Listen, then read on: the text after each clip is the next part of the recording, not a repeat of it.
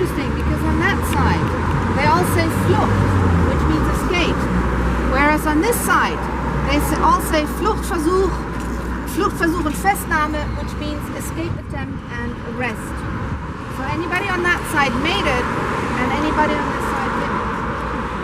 And this line here in the ground where I'm standing shows you where those houses used to be, where the people that lived in these houses were officially Berliners, but the moment they left the building, they were in West Berlin. And that's why you've got all these demarcations of people having jumped out of their houses on this side.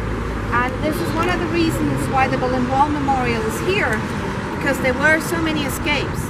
And if you look behind me, you can see a hill.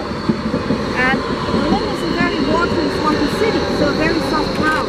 But here we are a bit higher up, and in that hill was a lot of the tunnel tunnel escapes. Sorry, I'm a little bit tired, and I'm having a bit of a German day, so my brain keeps giving me these German words.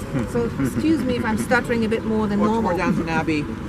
Yeah, Downton Abbey is only helping me with the posh accent, but Tunnelflucht, I'm afraid tunnel escapes did not appear in there, at least not if I remember correctly. There's a lot of words of we have to do our bit. Yeah, eventually I was getting a bit vexed for that. Yeah, but yeah. Anyway, why did they choose here to put the memorial of all places? because I can't really hear you, so. Because of all the escapes here. Yeah.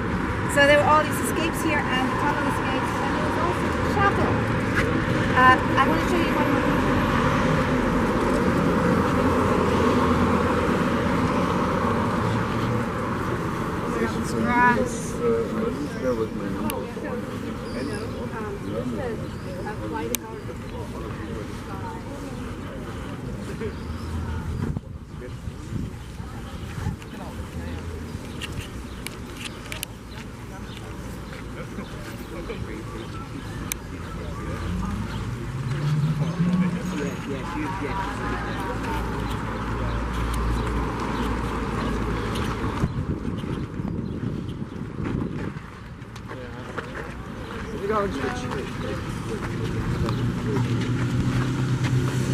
Guys, you can already keep in mind where we always gather, we try to even get closer that everybody hears something, right? Yeah. We are not afraid of body I'm also going to space here. start talking when about 3/4 of the group are here. Yeah, because we can't. It's just the people's decision. Now you can look at a border strip. This is the 1960s, and if you look very closely, you can actually see that the front wall looks a bit odd here. Yeah, because they actually kept the front of these houses that used to be here. Yeah, it's just sort of to save some money. There's already a house wall, so we're just going to dismantle the house, keep the front wall with the bricked up windows and doors, and use that as a front wall. Yeah, the concrete wall that you've just seen is from the late 70s and 80s. Now you can see a church here. This church ended up standing in the border strip by accident. The parish of that church was on that side.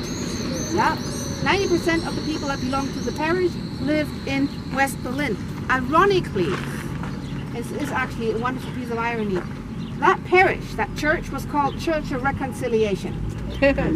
So the Church of Reconciliation was standing empty and abandoned in the border strip for several decades until it was so threatened that eventually they tore it down. Today, in its stead, we have the Chapel of Reconciliation. That's that oval thing there in the distance. The field around it is actually a beautiful idea. It's a rye field.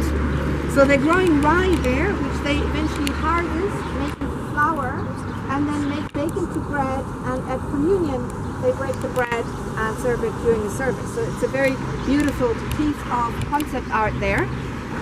The bells of the chapel also still exist. They preserve them because bells are very valuable, and they put them up in that box there in the distance. You can kind of make out their shape.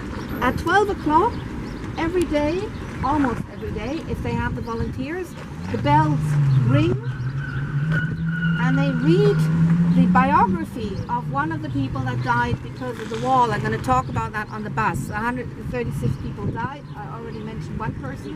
They read the biography, they say a short prayer. It's like a 10-15 minute service. Now we're going to go back to the bus. I'm going to explain the graffiti. I'm going to talk about, give you a few numbers, yeah, length and dates and so on. So let's go back to the bus.